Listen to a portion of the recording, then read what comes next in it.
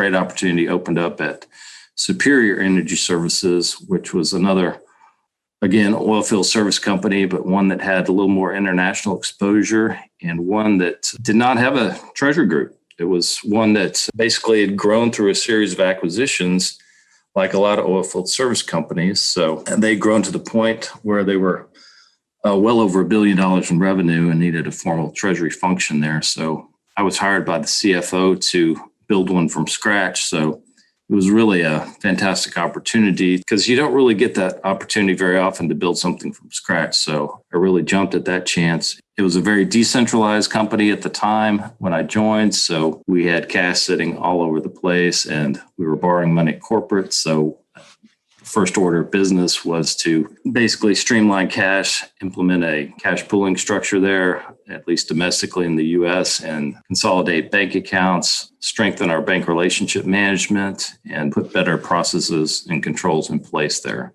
And when you did that, just again, Superior, you're relatively early in your career to then, here you go, here's a startup, if that's not the right way, but it was a listed PLC and suddenly you're the VP of Treasury. So, what was that like for you being that early in your career and you're the boss sort of thing? And here you go, start it all up.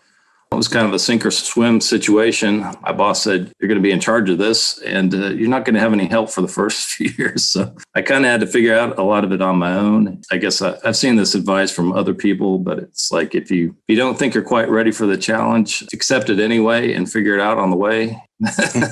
And for me, that worked out because it left me no choice but to figure out a way to do it and make it happen. So I had a lot of experience from Halliburton and Key, but I definitely did a lot of on-the-job learning there. I'd have to say the first order of the pick list was to find out where the cash was, how much we had. We didn't have very good reporting, especially from an international perspective. We had controllers in different countries sending in a cash report at best once a week.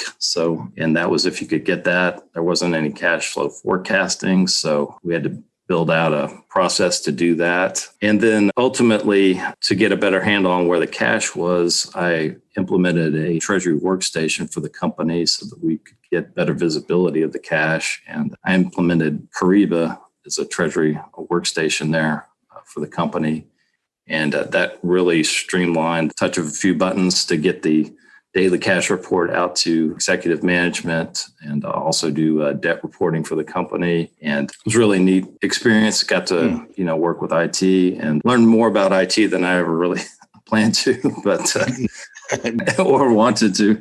I would say the key challenges right now for oil and gas are really access to capital. Wall Street is particularly leery of oil and gas and from not having seen the returns that they would like to see over the years. So especially from raising capital through an equity basis or especially through lending basis has changed dramatically since I started. A lot of things were on a cash flow lending basis. Most service companies, at least on the service side, have gone to asset-based lending credit facilities. That's been a big shift and change. So the banks take on less risk and only lend off of whether it be the accounts receivable inventory. And if you're lucky, you can get a little bit of fixed assets, but that's pretty rare. And then a lot of companies have unfortunately had to restructure because the earnings have fallen off so much that they couldn't support the credit metrics required by the credit facilities and the lenders.